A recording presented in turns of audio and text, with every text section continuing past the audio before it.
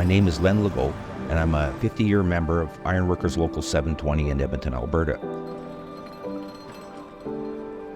First came to Uganda to teach a rebar course to a group of great people here by my school, NATE, in Edmonton, Alberta, where I do teach the ironworker trade at the moment. I found some great people, and as I was doing their schooling, they realized that that was only the first step in becoming ironworker. In this case, there was also welders and electricians and plumbers and roofers and concrete people that were sent over from my school in Edmonton to help these people here pick up their trades. But we could only give them the first little step in towards becoming true journeyman or with the international skills that they would need to be good skilled people here in Uganda, and also transfer that skill into other parts of the world where they could possibly work.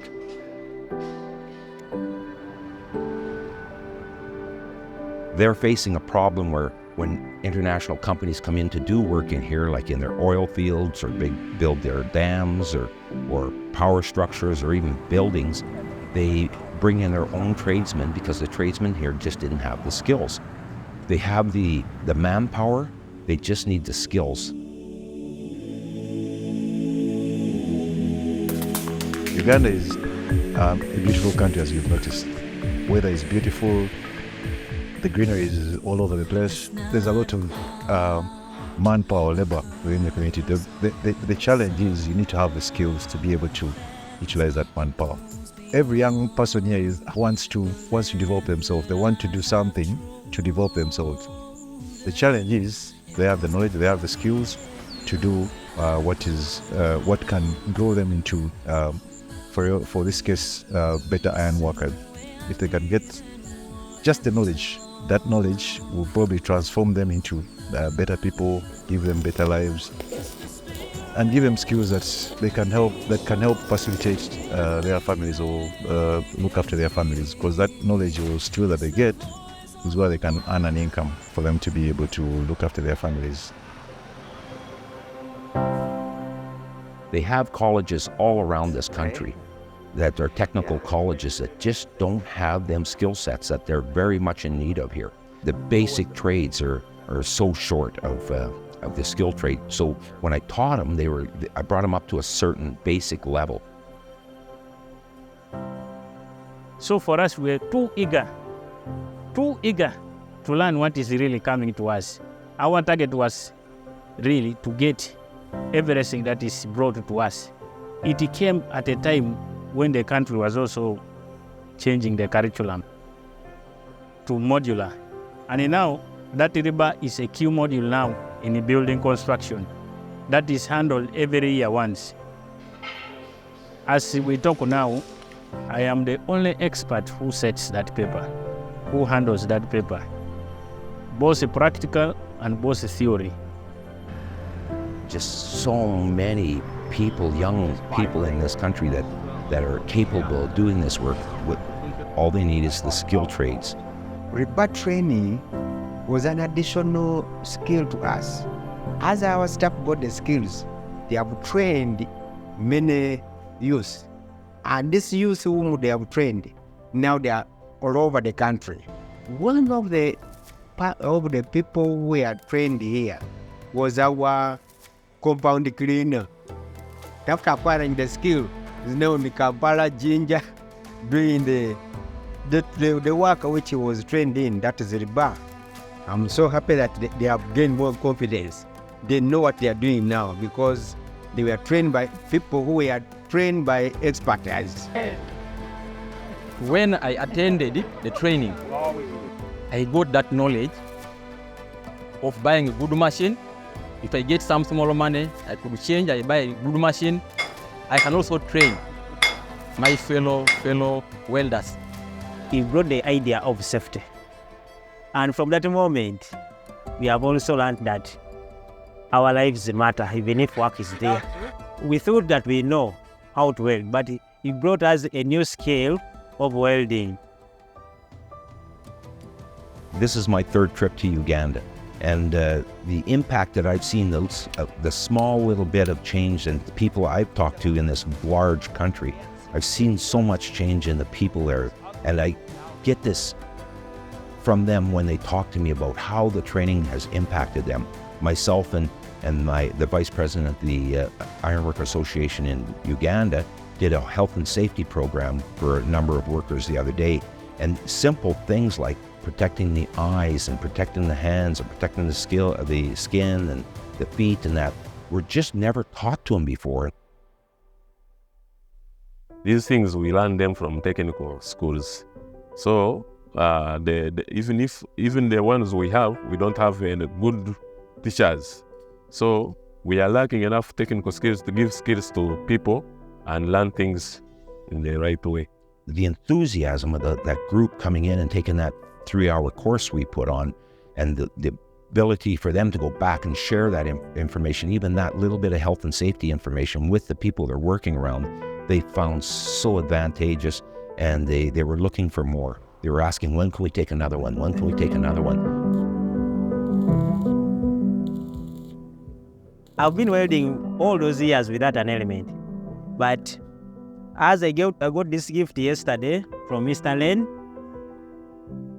today I've used it. It's very, very good. It's cutting off light. All those fumes which used to burn my skin, I no longer feel any burn on my skin. So I believe glasses which we got and the elements will reduce on the rate of the accidents we have been getting from the workshop. So myself, my film producer, Brian Musinguzi, and a couple of us, one of the vice president of the Ironworkers Association here, we started in the eastern side and we visited not only the sites and the beauty of Uganda, the different parts. Oh, there's so many amazing things to see here as we toured around. I started talking to people about getting tools and trying to get more supplies here and that. And while I was doing that, I met some other folks here in Uganda, and we started talking about how we could educate these people and bring them up to international standards so they could do their own work. I realized that the way they were going to get these skills for me was through the unions that we have back in North America. I believe they can help these people just with simple education, bring them up to standards. So I started talking to other folks in the area and realized that associations here were very welcome, and you'll see that by the number of people we talked to.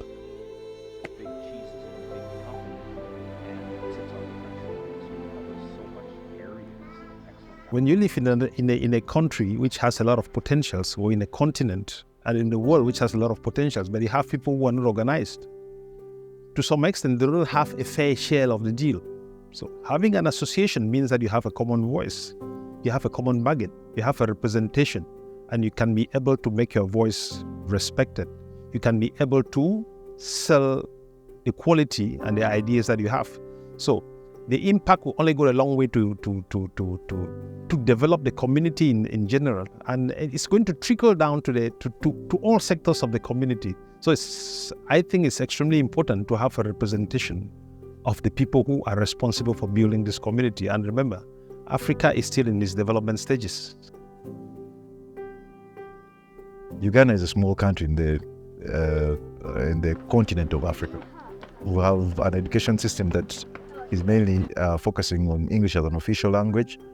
So if you wanted to connect with any of the people here in Uganda, you can easily talk to them in English. But the challenge is you need to have a well set up union, organization or institution here that can connect with those out there and then share information as needed. Being able to put them together as an organization will mean that you are able to employ their skills, they are able to benefit in the country, they are able to implement within the country. And once you are a skilled professional, whatever you do in Uganda might be needed in Canada, it might be needed in the United States. You can export your skills instead of importing the skills. And at the stage where we are, we don't need to import skills from abroad. We should be exporting skills, because once they go abroad and they work with their colleagues from other countries, they learn new things and they bring them back to Africa. And it is a plus for the entire continent.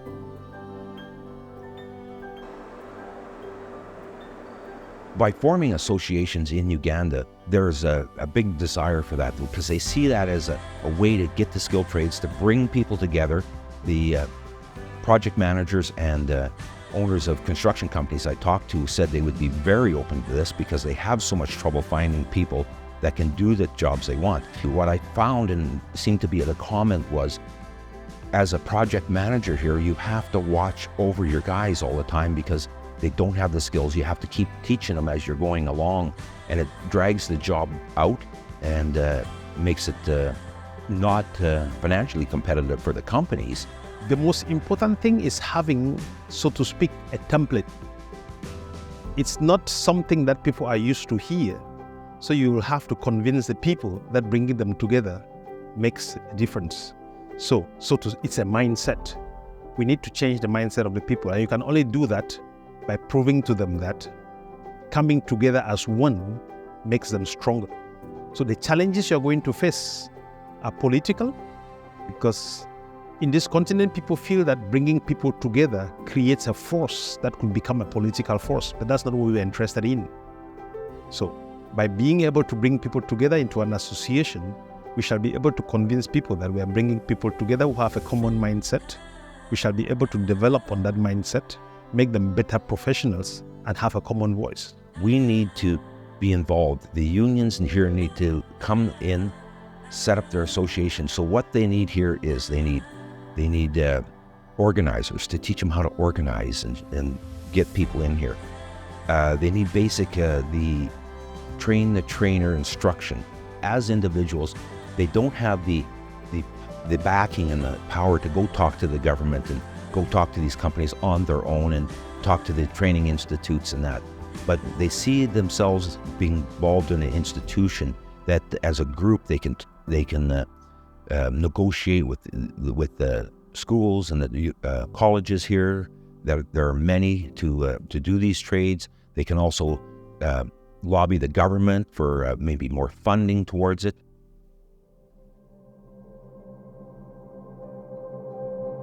When someone locally sees us working with the International Association, they will then be convinced that the only thing we are after is the welfare of the worker and the quality of the industry. So the International Association will help to portray us as a genuine organization that has a common interest and nothing to do with politics.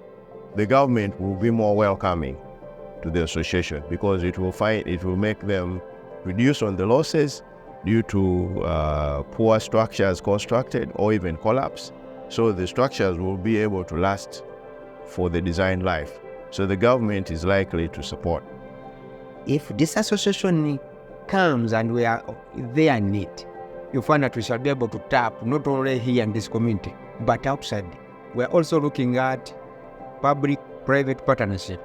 We have just passed the bill, TVET, which is Technical Vocational Education and Training Bill, whereby it is encouraging us to have such associations, and it has come at the right time. Currently, we have seen the government trying to skill people because it has seen that when people are trained to do work, they can be able to sustain their lives without now being dependent on others. These white-collar jobs are no longer many now.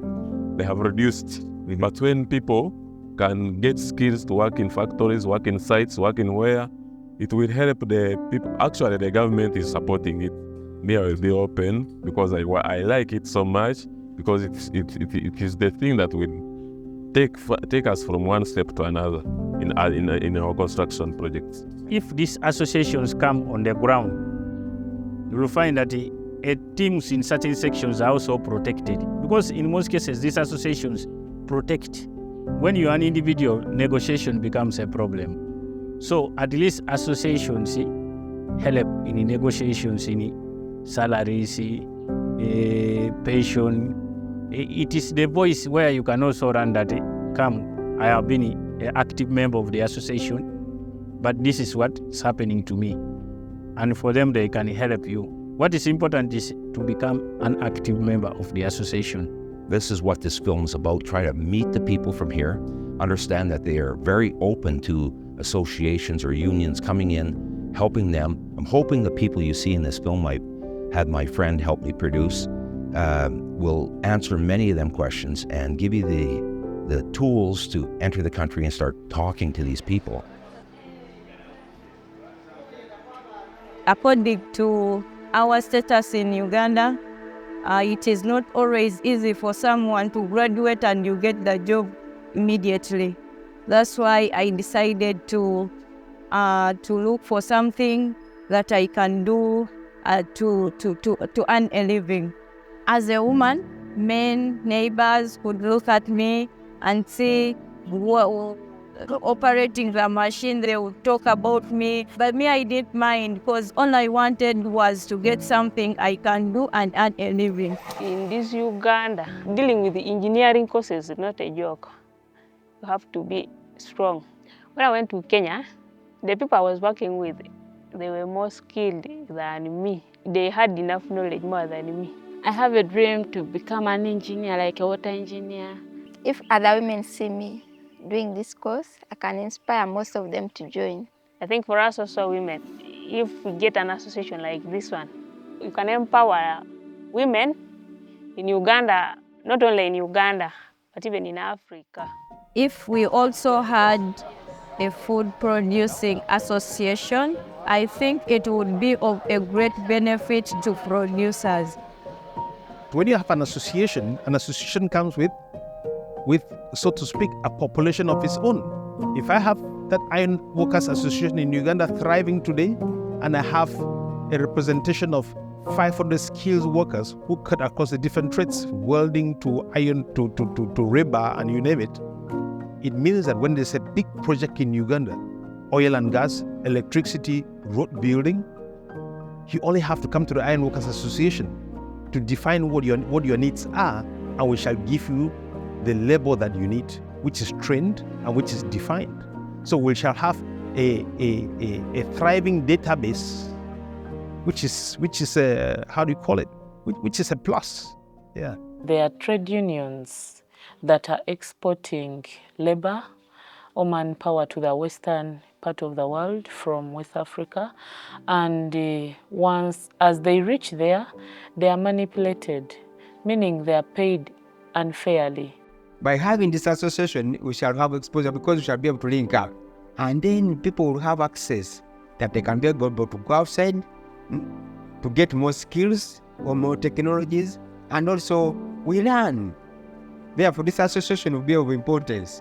That's what I'm thinking and believing, that it will be of benefit to us as a country. Today, as we speak, a lot of people are looking at the developed world as full of advantages, and they're scrambling and finding their way to get there, to get jobs and everything, but it's not regulated. What we should be dealing with is a win-win situation whereby we have a partnership. We have skilled people who are skilled in the continent here in Africa. You are sitting out there, be it in Europe, in the US, and you need labor from Africa. You should be able to talk to us. We should be able to work together to skill this labor together to the standards that you need. That's where the training bit comes in. That's where the change of mentality comes in, such that when you come and you tell us you need 100 rebar workers, we have them ready for you. Not just ready in terms of muscle, but in terms of intelligence, in terms of skill. They can come to you. When they work with you, they learn a lot more. They bring that experience back to Africa when these projects are completed, and they skill the young population coming up. That's the experience that we need. That's the partnership that we need. We need to synergize together, and we need to regulate the way we handle labor. A lot of young people are coming from Africa to Europe, to the US, to Canada. They are being exploited. But if we have similar associations with a common interest, we shall be able to eliminate these hurdles. It's a very safe country to be in. Its government has been stable for 30 years or 35 years here, and even the government is welcoming to this kind of training and this kind of association. The major problem is just the collective voice that they need to help them push forward their demands or their requests for this type of training. The infrastructure is here. There's internet everywhere in the country, that sort of thing. It's just being able to use it to their advantage and to bring people together. That's another way that we can help these people. It gives me great hope for what we could follow up and what we would be able to do. I think it'll be beneficial to us back home because we also have a ready skilled trade of people we could bring in here into North American use when we need them, and they'd be happy to go back home to transfer them skills back home.